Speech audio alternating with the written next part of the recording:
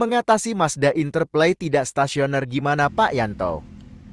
Assalamualaikum warahmatullahi wabarakatuh. Bismillah, alhamdulillah, wa syukrulillah, salatu wassalamu ala rasulillah, la khawla wa la quwata illa billah ma ba'dah. Teman-teman, kali ini kita akan setel karburator Mazda Interplay. Ini susah stasioner, boros tarikan berat. Dan ini coba kita starter, memang nggak bisa stasioner, jadi stasionernya mati-mati. Moga teman-teman kalau mau coba-coba setel karburator sendiri di Mazda Interplay, bisa disimak video ini. Ini keluhannya nggak bisa stasioner. Nah, kalau ditutup corong atas ini enak. Ini biasanya buntu di bagian stasioner. Coba nanti kita lihat dulu selang-selang vakum atau katup PCV-nya bermasalah tidak. Kalau katup PCV bermasalah, di sini di lubang buang mesin ini menghisap. Kalau ada hembusan dari dalam berarti katup PCV bagus. Dan juga selang-selang vakumnya kita cek, kalau semua terpasang tidak ada yang lepas, bisa dipastikan ini kotor di bagian stasioner.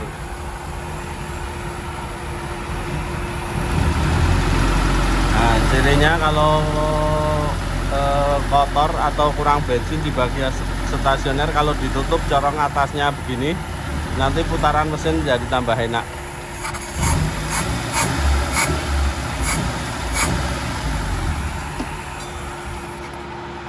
Langsung saja kita bongkar karburator Mazda Interplay ini.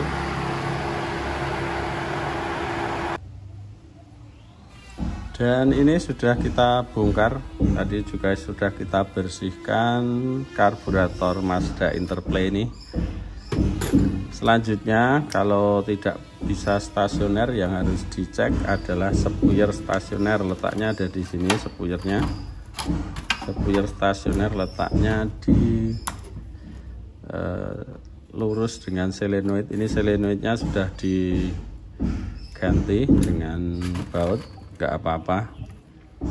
Karena tugasnya solenoid itu hanya untuk buka tutup.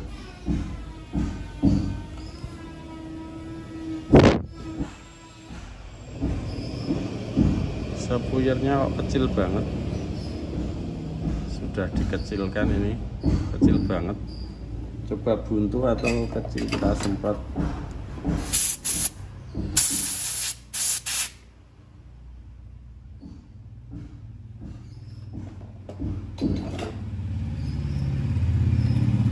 Sepuyernya ternyata pernah dikecilkan.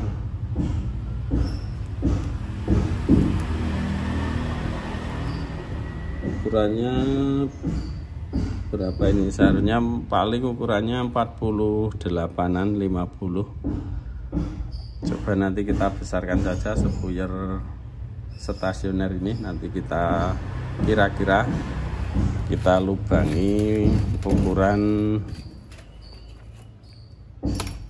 48. Di sini untuk apa? Alat-alatnya masih pakai alat tradisional, hanya kita carikan per-per yang mungkin diameternya atau ukurannya sudah kita, menurut pengalaman sudah kita buat sedemikian rupa. Dari ini ukuran, mungkin ukuran kawat 50, lubang sepuyer 50. Kalau ini untuk ukuran kira-kira 100. Nanti juga ada yang kawat ini 112, yang untuk kijang-kijang 7K. Monggo teman-teman kalau mau bongkar-bongkar sendiri bagian stasioner Ini kira-kira 48. Kalau masih lubang asli nggak usah dirubah-rubah. Malah kecil banget ya, sampai nggak terlihat lubangnya. Kita kira-kira nanti ukuran kita besarkan kira-kira ukuran 50. Nah, sekarang agak terlihat itu ukuran 50-an. Dan seperti konstruksi karburator yang lain, ini sepuyer stasioner, nanti ada lubang pencampur udara, terus ke bawah ini lubang yang untuk setelan angin, terus ini lubang saat digas.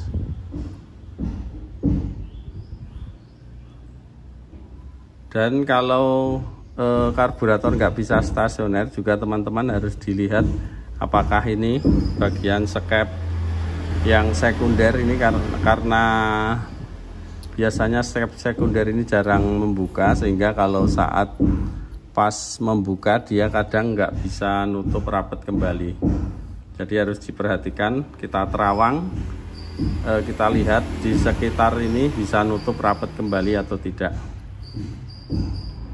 Karena biasanya ini seret, kalau seret nanti dibuat sedemikian rupa sehingga skep sekunder ini licin. Itu bagian stasioner. Nanti kalau teman-teman cara menyetel angin nanti diputar setelah mesin hidup kita putar ke kanan, terus kita cari putaran mesin sampai goyang-goyang, itu artinya titik campuran bensin di bagian ini, setelan angin ini sudah kurang bensin. Nanti kalau sudah agak goyang mau mati, kita kendorkan, cari putaran yang paling enak, paling langsam. Terus kalau di titik itu nanti lepas gas saat di turunan atau posisi kecepatan tinggi lepas gas, knalpot ada nembak-nembak, nanti kita kendorkan sedikit setelan anginnya, mungkin setengah putaran atau 1 putaran. Itu bagian stasioner. Kalau bagian primer di karburator ini konstruksi karburatornya sama dengan punyanya Estim 1300 atau Amenity Estim 1300, kelihatannya sama. Jadi sepuyer primer ini nggak usah dibuka karena biasanya karena sulit membukanya. Sepuyernya ini masih bawaan, masih asli. Jadi kira-kira ukurannya ini 100-an. Kalau di tulisan ini 104.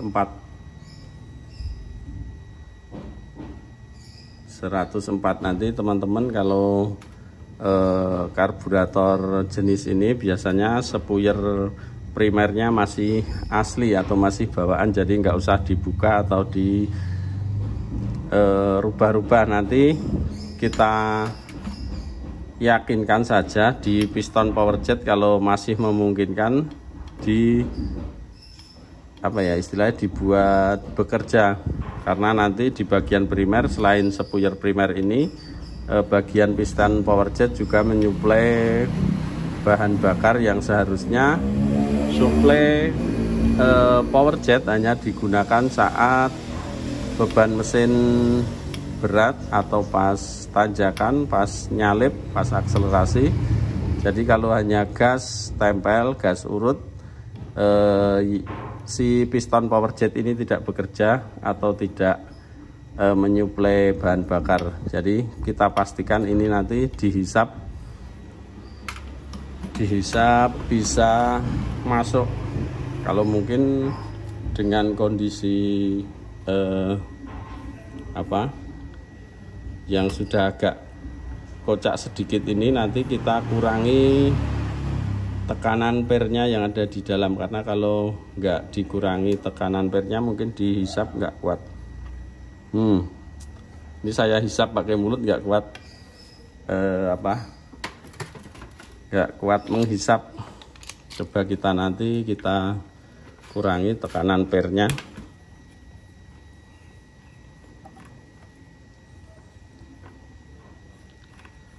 Kita kurangi tekanan pernya, kita potong seberapa, asal nanti masih bisa kuat menekan di power jetnya ini. Kita kira-kira masih kuat menekan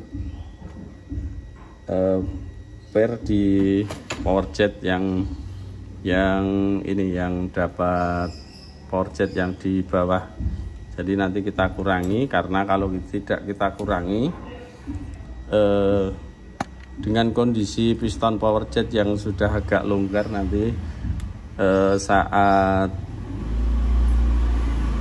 baik putaran stasioner atau putaran rendah, si piston power jet ini tidak bisa bekerja atau menekan terus si power jet. Akibatnya konsumsi bahan bakar nanti akan boros.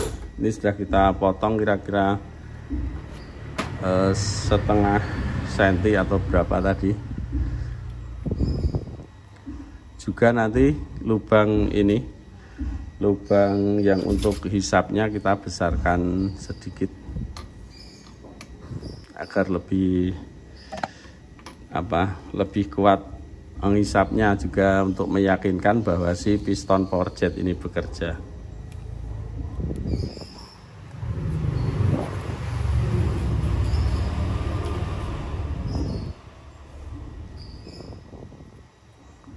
Bentar ya teman-teman, kita besarkan dulu.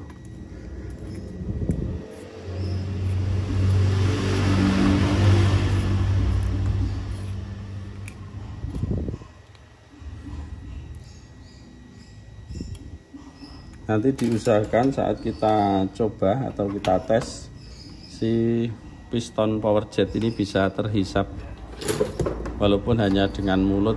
Kalau dengan mulut kuat, insya Allah kevakuman manifold lebih kuat dari hisapan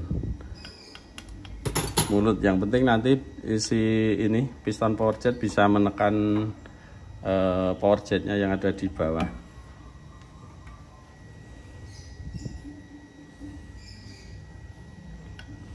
Nah, sekarang sudah kuat, insya Allah nanti piston power jet ini sudah bekerja.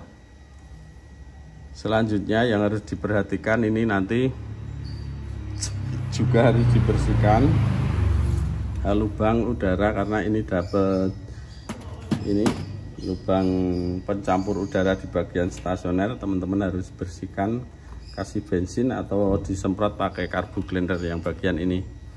Juga ini yang nggak kalah penting, kalau bensin di ruang pelampung sudah terlihat kotor, filter bensin yang ada di rumah ventilator ini juga harus dibersihkan. Selanjutnya tinggal setelah kita bersihkan semua, diyakinkan piston power jet bekerja, spuyer kondisinya masih orisinil, masih bawaan lubangnya. Nanti tinggal kita coba, kita pasang, ditempelkan di mesinnya. Nanti kalau kurang bensin atau kelebihan bensin di bagian stasioner, tinggal kita rubah sedikit-sedikit. Oke, begitu nanti kita kompliti. Setelah itu kita pasang. Monggo teman-teman, kalau ada Mazda Interplay atau Suzuki apa tadi, Estim yang 1300 atau Amenity Estim 1300, konstruksi karburatornya sama dengan Mazda Interplay ini. Oke, begitu kita pasangi dulu, nanti kita langsung kita coba di mesin. Kita skip dulu teman-teman. Dan ini sudah terpasang karburator yang tadi kita bersihkan, kita cek di karburator yang tadi tidak bisa stasioner. Tadi kita kembalikan untuk ukuran spuyer, kita gunakan kira-kira ukuran 50-an. Terus juga kita tadi yang kita rubah, cuma itu kelihatannya hanya kita cek-cek, mungkin skep sekunder tidak kembali menutup rapat, kelihatannya itu saja, dan hanya kita bersihkan. Oke, sekarang kita coba karburator interplay ini. Alhamdulillah sudah bisa stasioner, tinggal kita setel anginnya. Posisi setelan angin ada di sini. Seperti biasa, rumusnya kita masukkan. Kita masukkan terus. Kalau sudah ketemu titik bentar, ini agak naik bensinnya. Jadi kadang kalau habis dibongkar, kadang si ventilator mungkin belum posisi, belum masih belum menutup rapat. Jadi kadang kalau habis dibongkar, ketinggian bensin di ruang pelampung agak naik, akibatnya putaran mesin stasionernya seperti diesel. Jadi perlu kita gas-gas kejut agar kalau hanya ada kotoran kecil-kecil bisa terhisap, tidak mengganggu ventilator untuk menutup aliran bensin.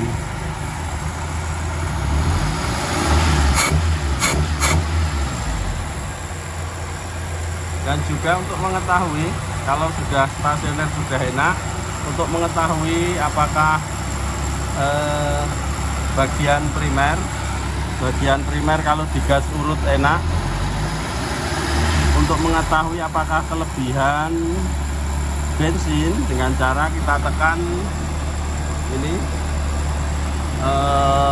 pompa akselerasi, letaknya di sini, terus kita tekan, kita usahakan tidak nyemprot si pompa akselerasi untuk mengetahui apakah kalau saat digas kejut nanti terjadi jeda atau tidak.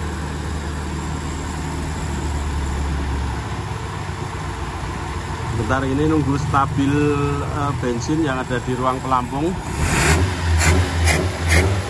Nanti bisa dilihat kalau teman-teman ini ada kaca untuk melihat ketinggian bensin di ruang pelampung, tapi ini gelap. Nanti nunggu kondisi bensinnya stabil, kita beritahukan. Kalau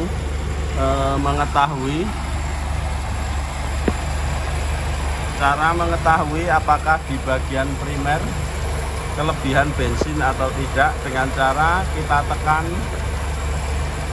ini, ya kelihatan, sebentar kita dekatkan dulu. Kita tekan pompa akselerasinya ini masuk agar nanti saat digas kejut tidak bekerja. Kalau nanti terjadi jeda, nah ini terjadi jeda, ini sambil nunggu kondisi ketinggian di ruang pelampung bensinnya stabil dulu. Ini kalau digas kejut terjadi jeda, nah artinya itu di bagian primer tidak kelebihan bensin. Rumusnya kalau digas urut enak, kalau ditahan pompa akselerasi digas kejut terjadi jeda. Oke, begitu dulu teman-teman sekilas tentang cara setel karburator Interplay, Mazda Interplay. Ini konstruksinya sama dengan punyanya Esteem, Amenity juga sama. Begitu dulu ya teman-teman, mohon maaf bila ada salah-salah kata. Wassalamualaikum warahmatullahi wabarakatuh.